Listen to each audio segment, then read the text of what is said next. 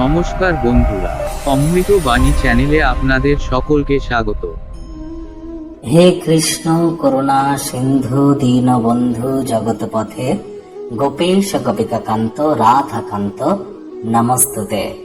এই ভিডিওটিতে আমরা আলোচনা করতে চলেছি নাড়ু গোপাল, অর্থাৎ ভগবান শ্রীকৃষ্ণের সব থেকে প্রাণ প্রিয় 4টি রাশিকে নিয়ে। ঠিকই শুনছেন, 12টি রাশির জাতক জাতিকার মধ্যে বিশেষ করে এমন 4টি রাশির জাতক জাতিকারা আছেন, তারা জন্ম হইতেই ভগবান শ্রীকৃষ্ণের বিশেষভাবে আপনারা আশীর্বাদ প্রাপ্ত হয়ে থাকেন। যদিও গীতাতেই ভগবান শ্রীকৃষ্ণ বলেছেন, কর্মণ্যেবাধিকারস্তে মা ফলেষু কদাচনা মা কর্মফল হেতু ভূর্মা তে সঙ্গহস্ত কর্মাণি। সুতরাং কর্মের তো কোনো বিকল্প নেই। কর্মের দ্বারাই কিন্তু আমরা বিভিন্ন দেবদেবীর আশীর্বাদ লাভ করতে পারি। কিন্তু বিশেষ বিশেষ রাশির জাতক জাতিকাদের বিশেষ বিশেষ দেবদেবী প্রিয়। তবে হ্যাঁ, বিশেষ এই 4টি রাশির জাতক জাতিকা ভগবান শ্রীকৃষ্ণের বিশেষ ধরনের আশীর্বাদ পেয়ে থাকে, সকল ধরনের সুখ শান্তি সমৃদ্ধি সুবিধা এবং সৌভাগ্য লাভ করে থাকে এই 4 রাশির জাতক জাতিকা। সেই 4 রাশির জাতক জাতিকাদের বিষয়ে তো আমরা জানাবোই, তবে তার আগে বলবো, এই 4টি রাশির জাতক জাতিকাদের কিন্তু প্রতিটি দিন ভগবান শ্রীকৃষ্ণের গায়ত্রী মন্ত্র ওম দেবকী নন্দনায় বিদ্মহে বাসুদেবায় ধীমহি তন্ন কৃষ্ণ প্রচোদয়াৎ, এটি 108 বার করে কিন্তু প্রতিদিন জপ করতে হবে।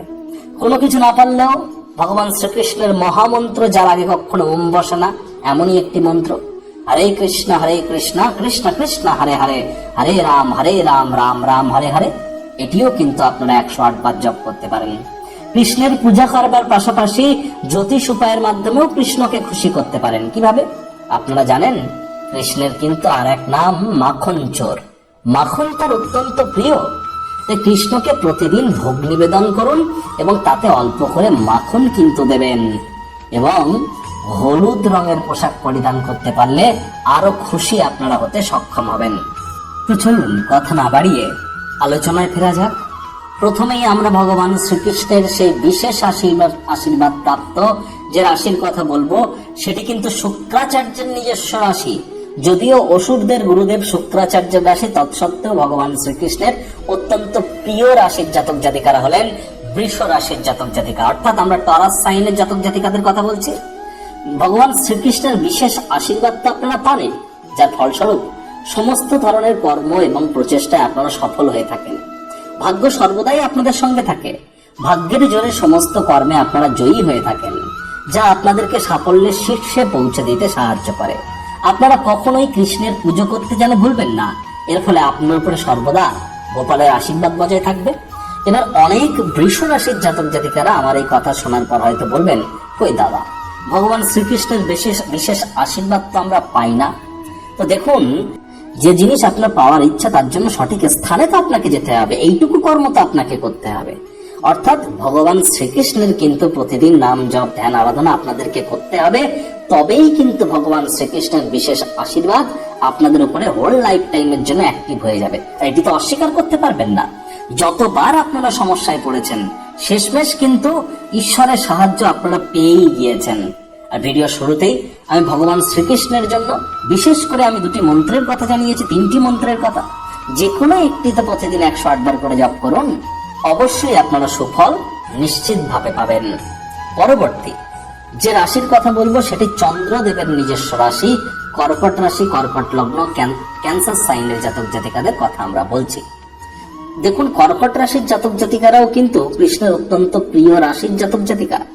আপনাদের রাশির মালিক যেহেতু চন্দ্রদেব, আর চন্দ্রদেব কিন্তু 2 থেকে 2.5 দিন অন্তর অন্তর রাশি গোচর করে থাকে, রাশি পরিবর্তন করে থাকে। ফলে কর্কট রাশির জাতক জাতিকাদের জীবনে আমরা স্থায়িত্ব পরিলক্ষিত করি না, কোনো বিষয়ে কনসিস্টেন্সি বেশিক্ষণ থাকে না, ধৈর্য শক্তির অভাব পরিলক্ষিত হয়ে থাকে। তবে শাস্ত্র মতে গোপালের আশীর্বাদের কারণে এই কর্কট রাশির জাতক জাতিকাদের কিন্তু মৃত্যুর পর মোক্ষ লাভ প্রাপ্তি হয়ে থাকে। অর্থাৎ মোক্ষ কথাটার অর্থ কি? মোক্ষ কথাটির অর্থ হচ্ছে ব্রহ্মতত্ত্বে বিলীন হয়ে যাওয়া। এই বারবার জন্ম মৃত্যুর যে বন্ধন, এ থেকে মুক্তি পেয়ে ব্রহ্মতত্ত্বে বিলীন হওয়াকেই কিন্তু আমরা মোক্ষ হিসাবে জেনে থাকি। ভগবান শ্রীকৃষ্ণের আশীর্বাদ আপনারা পাবেন কিভাবে? ধর্মীয় আচার পালন এগুলি মেনটেন করে চলতে পারলে, সকলের উপরে বিশ্বাস প্রদর্শন করতে পারলে তবেই কিন্তু আপনাদের পিছন ফিরে তাকাতে হবে না। কৃষ্ণের আশীর্বাদে সর্বদা ইতিবাচক ফলাফল লাভ করবেন। আপনারা রাধা রানীর পূজাও কিন্তু করতে পারেন, সর্বশ্রেষ্ঠ ফলাফল লাভ করবেন। শুরুতে যে মন্ত্রটি আমি বলেছিলাম, হে কৃষ্ণ করুণা সিন্ধু দীনবন্ধু জগৎপথে গোপেশ গোপিকা কান্ত রাধা কান্ত নমস্তুতে, বা রাধে কৃষ্ণ বলে আপনারা 108 বারও জপ করতে পারেন। প্রভূত পরিমাণে উপকৃত হবেন। তবে আবারও বলছি, নাস্তিক ব্যক্তি যদি হয়ে থাকেন, লাইফে সাকসেসের জন্য যদি শর্টকাট অবলম্বন করতে চান এবং ঈশ্বরে বিশ্বাস করেন না, তাহলে কিন্তু ভগবান শ্রীকৃষ্ণের এই আশীর্বাদও আপনাদের কাজ দেবে না। কোনো জায়গা থেকে আমরা যদি ভালো ফলাফল পেতে চাই, তার জন্য আগে আমাদেরকে বাজার থেকে বীজ কিনে এনে বৃক্ষরোপণ করতে হবে, ধৈর্য ধরতে হবে, তবেই কিন্তু বৃক্ষ ফল দেবে। শুধু জমি থাকলেই হবে না, জমি তো সবারই আছে, কিন্তু সেখানে বীজ এনে রোপণ করে পরিচর্যা করাটাও তো বিষয়, এটিও কিন্তু আপনাদেরকে করতে হবে। তাই ভগবান শ্রীকৃষ্ণের চরণে নিজেকে সঁপে দিন, আপনাদের জীবন সুখ শান্তি সমৃদ্ধিতে ভরে যাবে, এ বিষয়ে কিন্তু সন্দেহ নেই। আপনারাও কিন্তু অস্বীকার করতে পারবেন না, প্রতিটি কর্কট রাশির জাতক জাতিকা যতবার বৃহৎ আকারের কোনো সমস্যায় পড়েছেন, শেষমেশ কিন্তু ভগবানই আপনাকে বাঁচিয়েছেন। তৃতীয় যে রাশির কথাটি আমরা বলবো, সেটি হচ্ছে গ্রহদের রাজা সূর্যের নিজস্ব রাশি, অর্থাৎ আমরা বলছি সিংহ রাশি, সিংহ লগ্ন, লিও সাইনের জাতক জাতিকাদের কথা। আপনাদের উপরেও কিন্তু সর্বদাই নাড়ুগোপালের বিশেষ আশীর্বাদ থেকে থাকে। আপনারা সর্বদাই সুখী সমৃদ্ধ জীবনযাপন করতে পারেন। নাড়ুগোপাল বলুন, কানাই বলুন বা কৃষ্ণ বলুন, সকলের যে রূপ, ভিন্ন রূপে কিন্তু একই ব্যক্তি ধরা দিচ্ছেন। তো বিশেষত তারই আশীর্বাদ কিন্তু আপনারা সমস্ত ফলাফলে পাবেন। কানাই রূপে পুজো করুন, নাড়ুগোপাল রূপে করুন, কৃষ্ণ রূপে করুন, ইট ডাজন্ট ম্যাটার, সমস্ত কাজে শুভ ফলাফল আপনারা পাবেনই পাবেন, যদি পরিশ্রমী হয়ে থাকতে পারেন। আপনাদের ইচ্ছা আকাঙ্ক্ষা কখনো অসম্পূর্ণ থাকবে না। আর সাধারণত সিংহ রাশির জাতক জাতিকারা অত্যন্ত পরিশ্রমী হয়েও থাকে, পরিশ্রমের ফল লাভ করার জন্য। হ্যাঁ, আপনাদেরকে কিন্তু কৃষ্ণের ধ্যান জপ এগুলিও করতে হবে। আপনাদেরকেও বলবো, ভগবান শ্রীকৃষ্ণের অত্যন্ত প্রিয় রাশির জাতক জাতিকা আপনারা। তার মানে এই নয় যে আপনি নাস্তিক ব্যক্তি হবেন, ঈশ্বরের উপরে ভরসা করবেন না, আপনি সবসময় ধোঁকা বা চিটিং বাজির মধ্য দিয়ে জীবনযাপন করবেন, পলায়ন প্রবৃত্তি থাকবে আপনার মধ্যে, তাহলে তো ভগবান শ্রীকৃষ্ণ আপনাদেরকে উপকার করতে পারবেন না।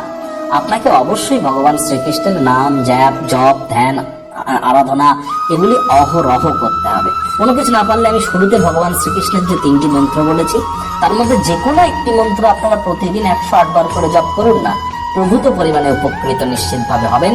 ভগবান শ্রীকৃষ্ণের এই আশীর্বাদ আপনাদের উপরে সম্পূর্ণরূপে তারপর থেকে হোল লাইফ বর্ষিত হতে থাকবে। অন্তিম যে রাশির কথা বলবো, সেটিও কিন্তু শুক্রাচার্যের নিজস্ব রাশি। লক্ষ্মী দেবীর বিশেষ কৃপা আপনাদের উপরে থাকে, অর্থাৎ আমরা তুলা রাশি, তুলা লগ্ন, লিব্রা সাইনের জাতক জাতিকাদের কথা বলছি। তুলা রাশির জাতক জাতিকাদের মধ্যে কিন্তু ভাগ্যের একটা প্রভাব দেখা দেয়, অর্থাৎ আপনারা যেমনটি চান আপনাদের সময় মাঝে মাঝে ঠিক তেমনটি হয়ে যায় যখন আপনাদের ভালো সময় চলে। এই যেমন ধরুন, আপনি আগের থেকে বুঝতে পারবেন যে আপনার পুত্র সন্তান হবে না কন্যা সন্তান হবে, আপনি এই কাজে সফলতা পাবেন না কোনো কর্মে, আগে থেকেই আকার ইঙ্গিতে আপনাদের কাছে কিন্তু খবর পৌঁছে যায়। আপনাদের মাথায় সর্বদাই নাড়ু গোপালের কিন্তু আশীর্বাদ থাকে। ভগবান শ্রীকৃষ্ণকে নাড়ু গোপালের রূপে আপনারা যদি পূজা অর্চা করে থাকতে পারেন, বিশেষ আশীর্বাদ প্রাপ্ত হবেন। সুখ বৈভব বিলাসিতায় জীবন আপনাদের কাটবে। তুলা রাশির জাতক জাতিকাদের সমাজে নাম্মান সম্মান প্রভাব প্রতিপত্তি ও সর্বদাই কিন্তু উচ্চ স্তরে থাকে। সরকারি চাকরি প্রাপ্তির যোগ্য আপনাদের থাকে, যদি না থাকে তা কোনো না কোনো ক্ষেত্র থেকে আপনাদের লাইফে কনসিস্টেন্সি, নিয়মানুবর্তিতা এবং আপনাদের কিন্তু একটা নির্দিষ্ট পদ হাসিল করার ক্ষমতা থেকে থাকে। ভবিষ্যতে সুফল তো আপনারা পাবেনই, তবে সর্বদা ভগবান শ্রীকৃষ্ণের মহিমা কিন্তু আপনাদেরকে পাঠ করতে হবে। এই যে ভগবান শ্রীকৃষ্ণের অত্যন্ত প্রিয় রাশি মানে কিন্তু এই নয় যে আপনি যা ইচ্ছে খুশি তাই করবেন, আপনি ভগবানের কোনো নাম জপ ধ্যান আরাধনা করবেন না কিন্তু তার বিশেষ আশীর্বাদ আপনাদের প্রাপ্ত হবে, এমনটি নয়। আপনার নিজের পিতা বা আপনার নিজের যে বাবা, তাকে আপনি একটানা 2 বছর বাবা বলে ডাকবেন না বা পিতা বলে ডাকবেন না, একটানা 2 বছর তার দিকে ফিরেও তাকাবেন না, দেখবেন তো সে আর আপনাকে সন্তান বলে ডাকে কিনা। নিজের পিতাই যদি নিজের সন্তানকে একদিন ভুলে যেতে পারে আপনার কর্মের কারণে, তার কোনো দোষ নাই, আপনার কর্মের কারণে, তাহলে ঈশ্বর কেন ভুলবে না? তাই আপনাকেও কিন্তু কোনো কিছু প্রাপ্তি করবার জন্য পথকে প্রশস্ত করতে হবে। আর এই পথ প্রশস্ত হতে পারে ভগবান শ্রীকৃষ্ণের নাম জপ ধ্যান আরাধনার মাধ্যমে, তার অপার মহিমার গুণকীর্তন করার মাধ্যমে। তবেই কিন্তু আপনারা সুখ শান্তি সমৃদ্ধি পাবেন।